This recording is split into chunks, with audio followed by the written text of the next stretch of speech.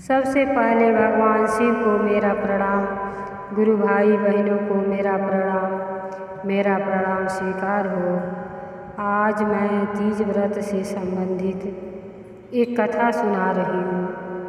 यह कथा अगर आपको अच्छी लगे तो शेयर करिएगा, और अगर आप हमारे चैनल पर नए हैं तो हमारे विधाता ज्ञान चैनल को सब्सक्राइब कर लीजिएगा।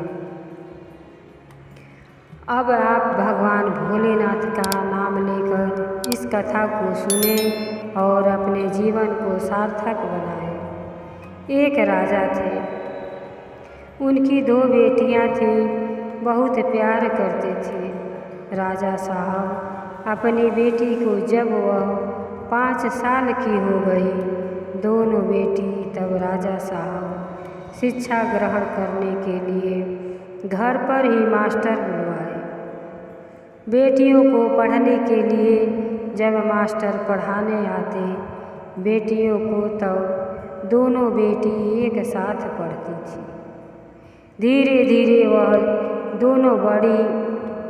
दोनों बेटी बड़ी हो गई। तब सुबह में जब मास्टर जी आते तो दोनों बेटी खड़ी हो जाती थी। तब मास्टर कहते थे बड़ी बेटी को कि बैठ सुरखी, और छोटी बेटी को उठ दूँ। तब छोटी बेटी उदास हो जाती और अपने पिता से जाकर कहती कि मास्टर साहब हमें उठ दूर कहते हैं और दीदी को बैठ सुरखी। तब राजा साहब मास्टर जी के पास जाते हैं और कारण पूछते हैं। तो मास्टर साहब कहते हैं बड़ी बेटी का भाग्य अच्छा है और छोटी बेटी का भाग्य ठीक नहीं है। इसी कारण से मेरे ज़बान से यही निकल जाता है। राजा बहुत चिंतित होते हैं। फिर एक ब्राह्मण भिक्षा मांगने रोजाना राजा के दरबार में आता है। तो छोटी बेटी बहुत दानी स्वभाव की थी। वह घर में से भिक्षा देने ब्राह्मण को रोजाना आती थी।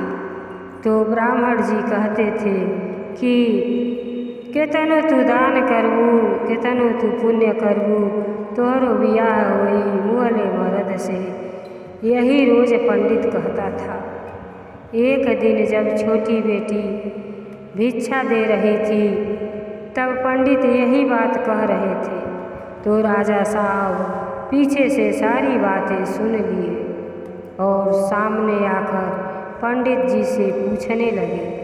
तो गुरु भाई बहिना पंडित जी कहने लगे कि इनके भाग्य में जो इनका पति बनेगा वह मुर्दा के समान होगा, यही इनका भाग्य है। तो राजा साहब बहुत चिंता में पड़ गए और सोचने लगे कि अब मैं क्या करूं। बड़ी बेटी की शादी कर दिए थे। जब छोटी लड़की का विवाह करना था, रात दिन नींद नहीं आती। रात भर सोचते रहते कि अब मैं क्या करूं, कहाँ से ऐसा लड़का मिलेगा। तो एक दिन उनके मन में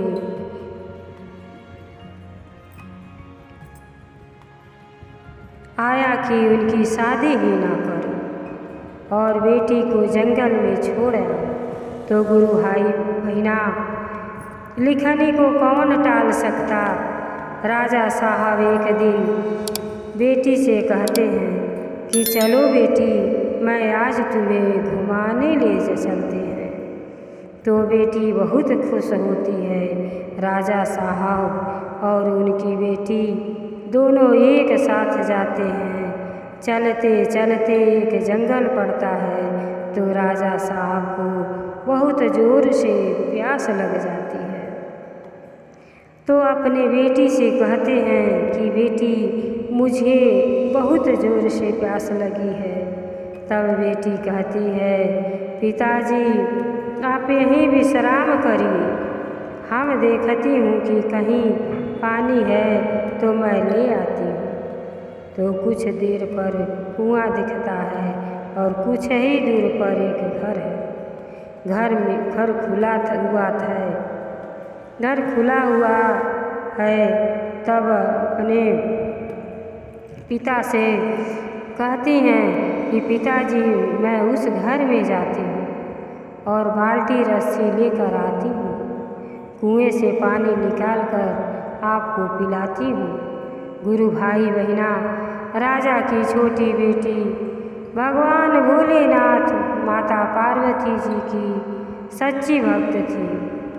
इस जन्म में वो अच्छा कर्म करती थी, लेकिन अगले जन्म में वह कसाई की पत्नी थी।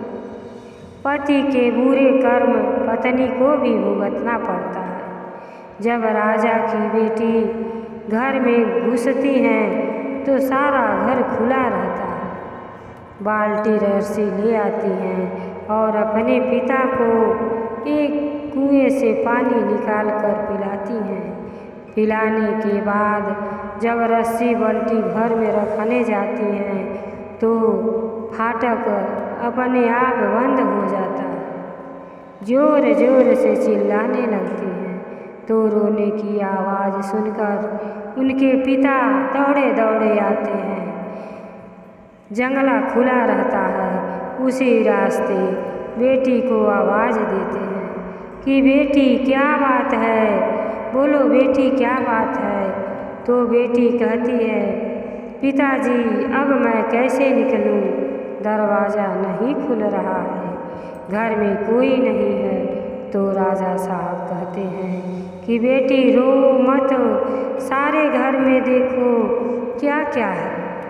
तो सारे घर को खोलती हैं तो देखती हैं कि सब चीज़ भरा हुआ है, किसी चीज़ की कमी नहीं है। और एक घर में एक आदमी सोया हुआ है, ऊपर कूस परास का पेड़ जाम गया है, काटा कुसा है। तो अपने पिता से कहती हैं तो पिताजी कहते हैं कि अब तुम उसी घर में रहो और उस आदमी की सेवा करो। बेटी तीज का व्रत रखो और अपने भोलेनाथ माता पार्वती का स्मरण करती रहो, वही आपकी मदद करेंगे। यही कहकर उनके पिता अपने घर चले आते हैं। लिखने को कोई नहीं बदल सकता। राजा बेटी से बिछड़कर बड़ी दुखित रहते हैं, लेकिन क्या करें। राजा की बेटी सवेरे उठकर सारे काम धाम करके पूजा पाठ करके उसी आदमी की सेवा में लग जाती हैं।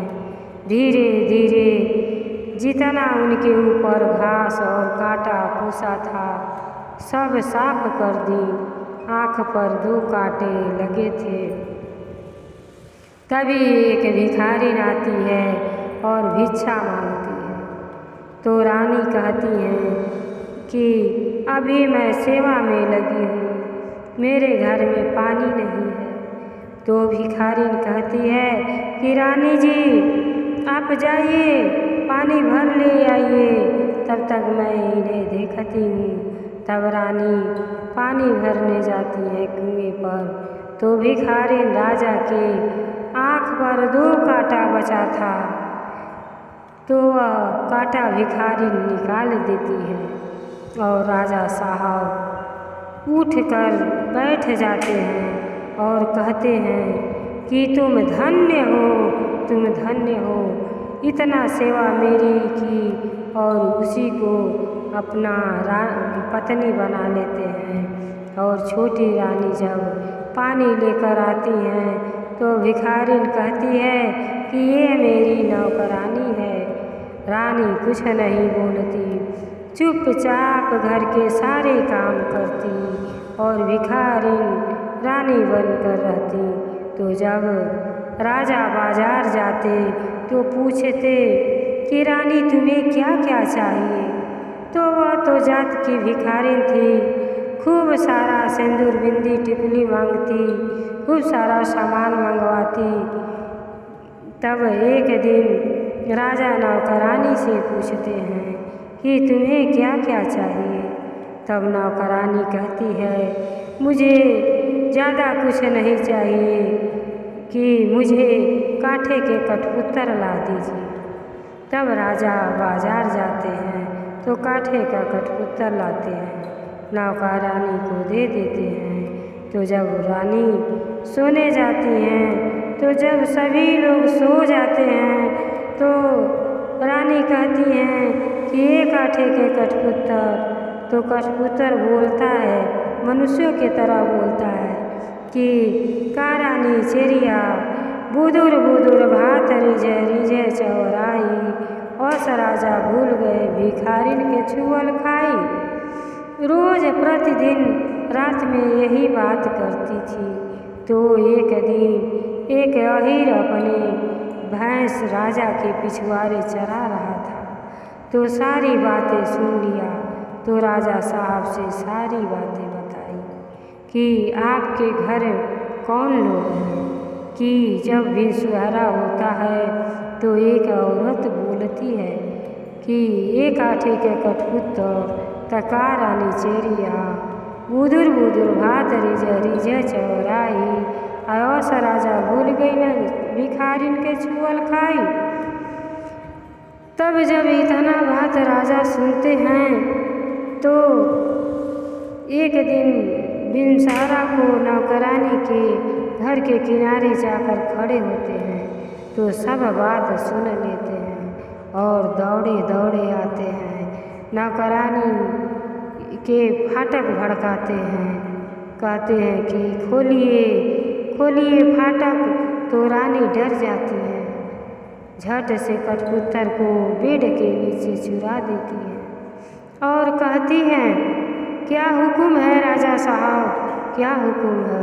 तो राजा साहब सारी बातें बताते हैं और पूछते हैं कि तुम्हें मेरी कसम सच सच बताओ क्या बात है।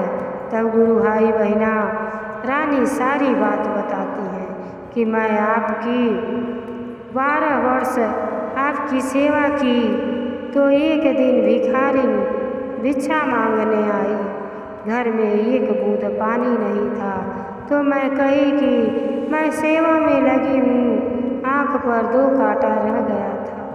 तो भिखारिन कहती है कि आप जाइए, मैं तब तक देख रही हूँ।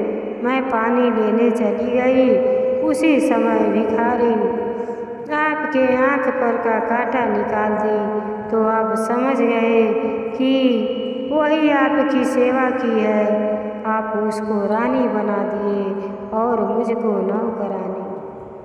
जब गुरु भाई बहना इतना बात राजा सुनते हैं तो रानी से माफ़ी मांगते हैं, बार बार माफ़ी मांगते हैं कि मुझसे गलती हो गई और रानी का दिन पलट जाता है।